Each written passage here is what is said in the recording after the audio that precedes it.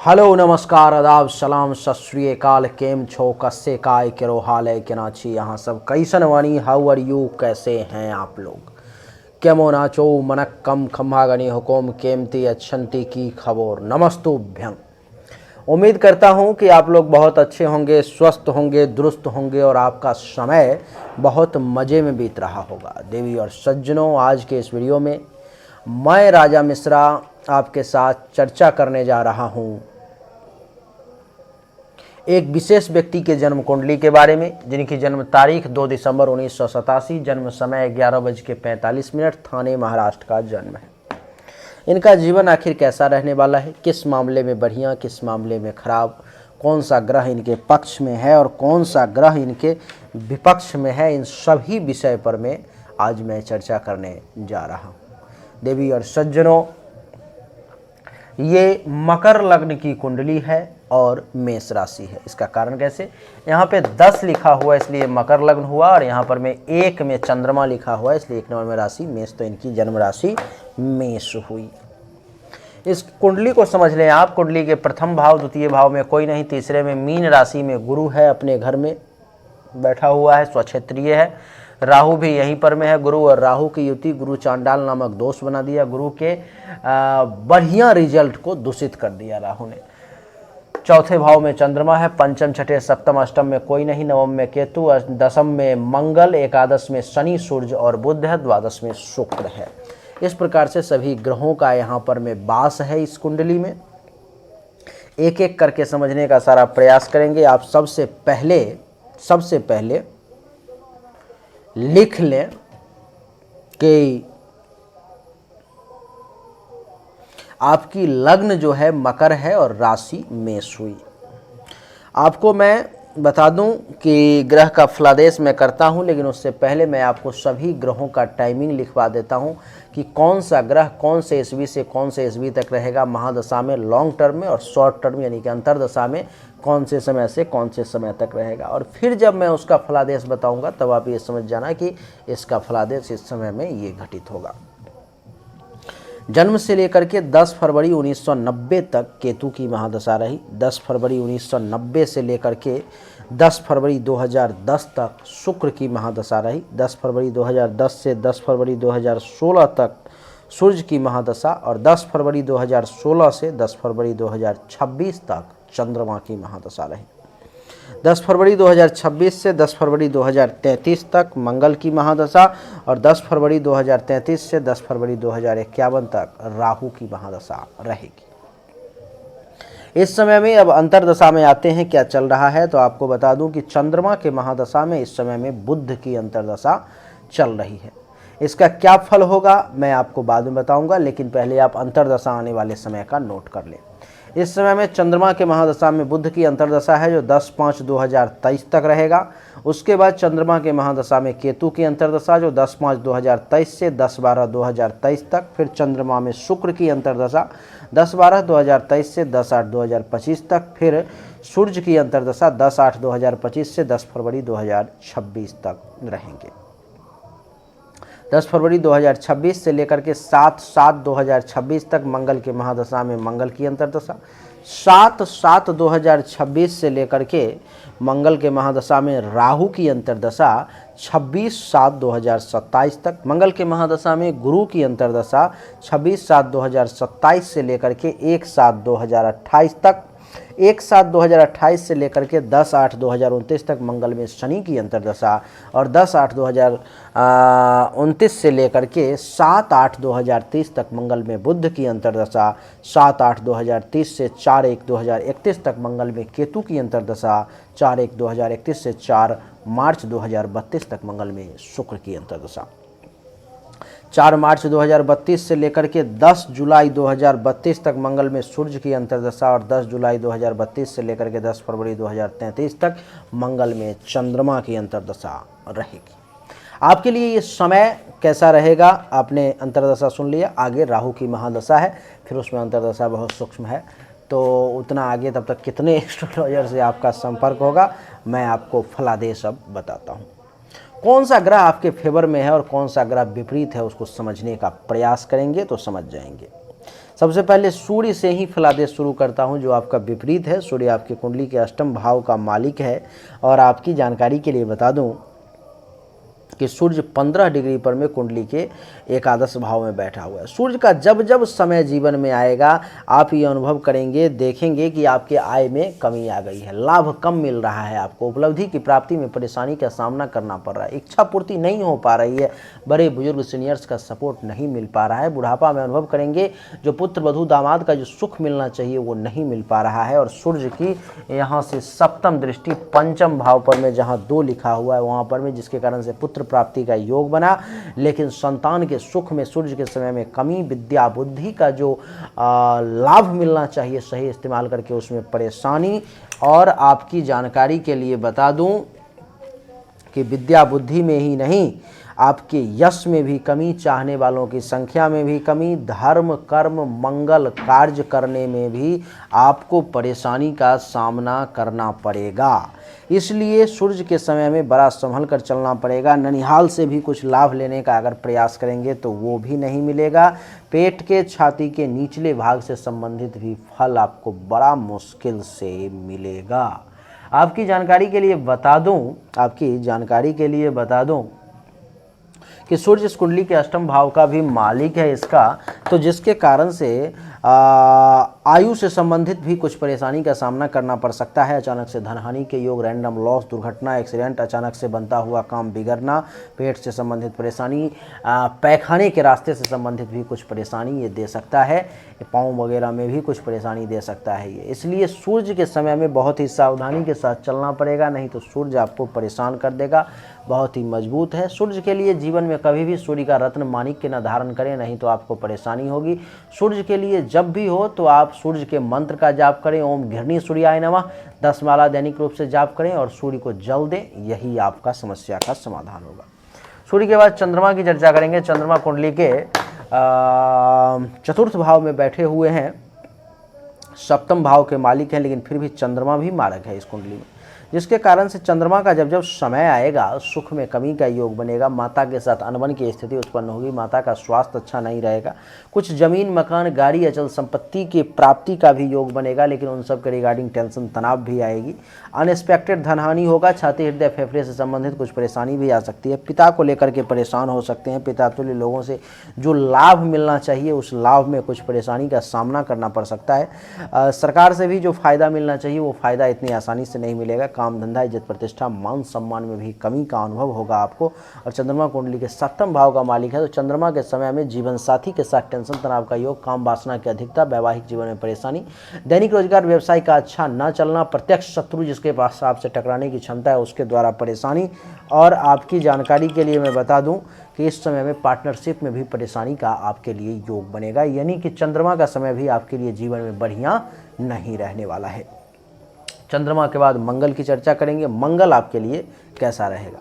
मंगल इस कुंडली में जो है देवी और सज्जनों, कुंडली के चतुर्थ भाव के साथ साथ एकादश भाव का मालिक है, यानी कि 1 और 8 मंगल स्वामी होता है 1 और 8 का, और बैठा हुआ है दसम भाव में। ये मंगल बहुत अच्छा है आपके लिए। मंगल का जब जो समय जीवन में आएगा पिता से खूब लाभ मिलेगा मंगल के समय में। इसके अलावा मैं आपको बता दूं कि सरकार से भी खूब फायदा होगा, काम धंधा आपका बहुत बढ़िया चलेगा मंगल के समय में। पद प्रतिष्ठा मान सम्मान में 4 चांद लग जाएंगे। और मंगल का समय जीवन में जब जब आएगा, मंगल की चौथी दृष्टि प्रथम भाव पे आपके मस्तक पर में है, दिमाग आपका बड़ा शार्पली और तेजी से काम करना शुरू कर देगा।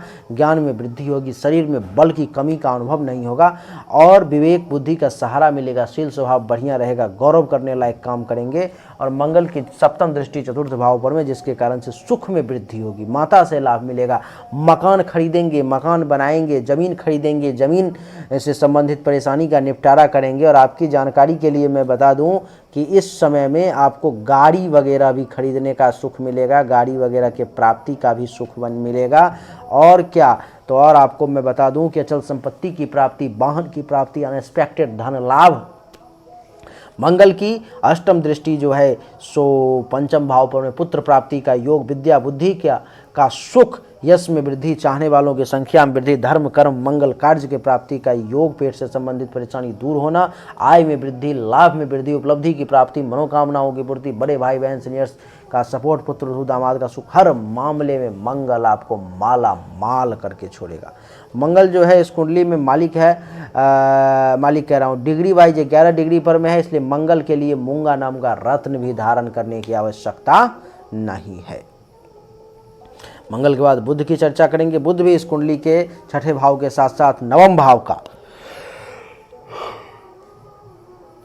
भी मालिक है और एकादश भाव में बुध अस्त अवस्था में बैठा हुआ। अगर बुध के लिए बुध के समय में पन्ना नाम का रत्न अपने शरीर के वजन के हिसाब से 10 रत्ती का लगभग धारण किया गया तो बुध भी कमाल करेगा। कैसे कमाल करेगा? तो बुध एकादश भाव में बैठा हुआ है, आय में वृद्धि कर देगा, आपको आय बढ़ जाएगी, लाभ मिलना शुरू हो जाएगा, उपलब्धि की प्राप्ति होने लगेगी, मनोकामनाओं की पूर्ति होने लगेगी, बड़े भाई बहन सीनियर्स का सपोर्ट मिलना शुरू हो जाएगा, पुत्र वधू दामाद का सुख मिलना शुरू हो जाएगा। सप्तम दृष्टि पंचम भाव पर में संतान का सुख, विद्या बुद्धि, पुत्री प्राप्ति का भी योग बनाएगा। संतान का सुख, विद्या बुद्धि की प्राप्ति, यश में वृद्धि, चाहने वालों की संख्या में वृद्धि, धर्म कर्म मंगल कार्य करना, पेट से संबंधित परेशानी का दूर होना। और बुध जो है इस कुंडली के छठे भाव का मालिक है तो शत्रु का नाश होगा, लेकिन शत्रु आपको कुछ जो है सो परेशान करेगा। चिंता जो है आपको रह सकती है, हेल्थ वाइज इशू का सामना करना पड़ सकता है, पेट से संबंधित हल्का फुल्का परेशानी भी आ सकती है। कर्ज जो है अगर किसी से ले रखे हो तो वहाँ पर में थोड़ा सा परेशानी आ सकता है, इसलिए कर्ज वगैरह लेने से बचना होगा, लड़ाई झगड़ा में से पड़ने से बचना होगा, केस मुकदमा से बचना होगा, पेट से संबंधित परेशानी ना हो इसके लिए भोजन का विशेष ख्याल रखना होगा, अपयश कलंक शोक दुख से बच के रहना पड़ेगा। बुध इस कुंडली में मालिक है नवम भाव का, जिसके कारण से भाग्य का सपोर्ट मिलेगा, धर्म कर्म का पालन करेंगे और ससुराल से भी लाभ मिलेगा। आपको बता दूं कि संत महात्मा ऋषि मुनि ब्राह्मण आचार्य का आशीर्वाद प्राप्त होगा, साला साली से फायदा मिलेगा। और आपकी जानकारी के लिए बता दूं कि आपको शिक्षा का भी पूर्ण लाभ मिलेगा, यानी कि बुध का समय आपके लिए बड़ा सुपर क्लास का रहेगा। लेकिन शर्त है कि बुध अस्त अवस्था में है, इसलिए कम से कम बुध के समय आने से पहले 3 महीने पहले आपको पन्ना का बढ़िया क्वालिटी का रत्न धारण करना पड़ेगा और बुध के मंत्र का जाप करना पड़ेगा। नमो बुंग बुधाय नमः। बुध के बाद बृहस्पति की चर्चा करेंगे। बृहस्पति इस समय में कुंडली के तीसरे भाव में मीन राशि में बैठे हुए हैं, जो बढ़िया भी है कुछ मामले में और ख़राब भी है। बढ़िया इस मामले में है कि बृहस्पति के समय में आपकी पराक्रम बढ़ जाएगी, काफ़ी ज़्यादा बड़े पराक्रमी हो जाएंगे, लेकिन छोटे भाई बहन जूनियर से सपोर्ट लेने में कुछ परेशानी का सामना करना पड़ेगा। धैर्य थोड़ा सा कमज़ोर हो जाएगा, गुप्त शत्रु कुछ परेशान करने का प्रयास कर सकता है, गले से संबंधित, नाक से संबंधित, श्वसन अंग से संबंधित कुछ परेशानी हो सकती है। कुंडली की पंचम भाव दृष्टि जो है सप्तम भाव पे पड़ेगी, जिसके कारण जीवन साथी के साथ कुछ टेंशन तनाव की स्थिति सामने आ सकती है। काम वासना की जो है कुछ अधिकता हो सकती है। विद्या बुद्धि का भी प्रयोग करेंगे, दैनिक रोजगार व्यवसाय में थोड़ी सी परेशानी का सामना करना पड़ सकता है। वैवाहिक जीवन में कुछ हल्का फुल्का परेशानी, प्राइवेट पार्ट से संबंधित कुछ परेशानी आ सकती है, दुश्मन से सावधान रहना होगा। बृहस्पति की सप्तम दृष्टि नवम भाव पर में पड़ेगी, जिसके कारण से भाग्य का सपोर्ट थोड़ा मिलेगा, लेकिन कम मिलेगा। संत महात्मा ऋषि मुनि ब्राह्मण आचार्य का आशीर्वाद प्राप्त होगा, थोड़ा सा कम प्राप्त होगा। तीर्थ यात्रा वगैरह करेंगे, थोड़ी सी परेशानी के साथ करेंगे। और नवम दृष्टि एकादश भाव पर में आय होगी, लेकिन थोड़ा सा परेशानी से लाभ मिलेगा, थोड़ा परेशानी से इच्छा की पूर्ति होगी, लेकिन थोड़ी परेशानी के साथ बुढ़ापा में पुत्र वधू दामाद का सुख मिलेगा गुरु के समय में, लेकिन थोड़ा सा परेशानी के साथ। गुरु इस कुंडली में द्वादश भाव का भी मालिक है, तो गुरु के समय में खर्चा ज़्यादा होगा, सैया सुख में कमी आएगी, धन हानि का योग बनेगा, अस्पताल का खर्चा एक्टिवेट होगा, आंख से संबंधित कुछ परेशानी का भी सामना करना पड़ सकता है, इसलिए सावधान। गुरु के लिए जीवन में कभी भी पीला पुखराज धारण नहीं करना है। गुरु के लिए आपको क्या करना पड़ेगा कि आप दैनिक रूप से नमो ब्रिंग बृहस्पते नमः का 10 माला धारा प्रवाह जाप शुरू कर देंगे। ईश्वर की कृपा से सारी परेशानी धीरे धीरे टलती नजर आएगी। गुरु के बाद शुक्र की चर्चा करेंगे। शुक्र आपके कुंडली के 12वें भाव में बैठा हुआ है। शुक्र का जब जब समय आएगा, अगर आप विदेश में रहेंगे तो माला माल हो जाएंगे, लेकिन अगर आपका जहां जन्म हुआ उसी देश में उसी धरती पर में है तो आप ये मान करके चलें कि शुक्र के समय में खर्चा ज़्यादा होगा, धन हानि का योग बनेगा, सैया सुख में कमी आएगी, अस्पताल का खर्चा आपका एक्टिवेट रहेगा, उस समय में पैसा हॉस्पिटल में जाएगा, आंख से संबंधित कुछ परेशानी आ सकती है। दुश्मन जो है कुछ परेशान करने का प्रयास करेगा, चिंता में जरूर रहेंगे, हेल्थ वाइज इशू का सामना करना पड़ सकता है। ऋण कुछ कर्ज वगैरह लेने का नौबत आ सकता है, केस मुकदमा की स्थिति उत्पन्न हो सकती है, पेट से संबंधित परेशानी, अपयश, कलंक, शोक और दुख की भी प्राप्ति हो सकती है। इसलिए शुक्र के समय में सावधान रहें। शुक्र जो है 10वें भाव का मालिक है और 5वें भाव का भी मालिक है, तो संतान को लेकर के कुछ चिंतित रह सकते हैं। विद्या बुद्धि का सही सपोर्ट मिलने में भी परेशानी, यश में कमी, चाहने वालों की संख्या में कमी, धर्म कर्म मंगल कार्य की भी प्राप्ति मुश्किल से होगी, पेट से संबंधित कुछ परेशानी, पिता का स्वास्थ्य भी अच्छा नहीं रहेगा, काम धंधा बढ़िया नहीं चल पाएगा, पद प्रतिष्ठा मान सम्मान में भी कुछ शुक्र के समय में कमी का अनुभव होगा। क्योंकि शुक्र एक शुभ ग्रह है, इसलिए आपको आंशिक तौर पर में अच्छा फल देगा, लेकिन शुक्र आपके फेवर में नहीं है। इसलिए शुक्र के लिए आपको कोई रत्न धारण नहीं करना है, नहीं तो शुक्र तबाह कर देगा। शुक्र का जब जब समय आए, नमो शुंग शुक्राय नमः मंत्र का 10 माला दैनिक रूप से जाप शुरू करेंगे अथवा किसी ब्राह्मण के द्वारा करवाएंगे, आपके लिए समय पक्ष में आना शुरू हो जाएगा। शुक्र के बाद शनि की चर्चा करेंगे। शनि आपके कुंडली के एकादश भाव में बैठे हुए हैं, बहुत बढ़िया है। शनि का जब जब समय आएगा आप ये अनुभव करेंगे कि आय में खूब वृद्धि हो गई है, लाभ मिल रहा है, उपलब्धि की प्राप्ति हो रही है, मनोकामनाओं की पूर्ति हो रही है, बड़े भाई बहन सीनियर्स इन सब का सपोर्ट मिल रहा है, पुत्र वधू दामाद का सुख मिल रहा है।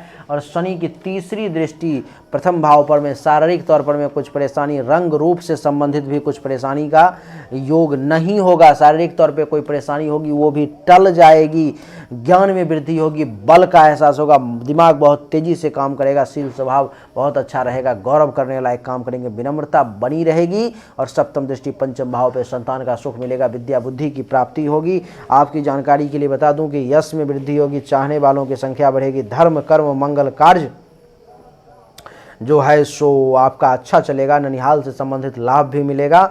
और दसम दृष्टि 8 9 10 अष्टम भाव पर में विदेश से भी प्रबल धन लाभ का योग बनेगा, बैंक बैलेंस बनेगा, संतान का सुख प्राप्त होगा। वाणी में थोड़ा सा तीखापन आ सकता है, लेकिन पड़ोसी से भी लाभ मिलेगा, पैसा खूब जमा कर पाएंगे, दान पुण्य भी करेंगे, भोजन भी अच्छा मिलेगा। हर मामले में शनि आपके लिए सुपर क्लास का है। और शनि की डिग्री जो है सो आपके कुंडली में 28 डिग्री पर में है। नीलम आजीवन धारण कर लें, क्योंकि नीलम नहीं धारण करेंगे तब आपको शनि इतना फल नहीं दे पाएगा। इसलिए आपके लिए संभव हो तो नीलम आप आजीवन धारण करके रखें। शनि के बाद राहु केतु की चर्चा करेंगे। राहु कुंडली के तीसरे भाव में बैठा हुआ है, मीन राशि में, शत्रु राशि में, जो नुकसानदेह है।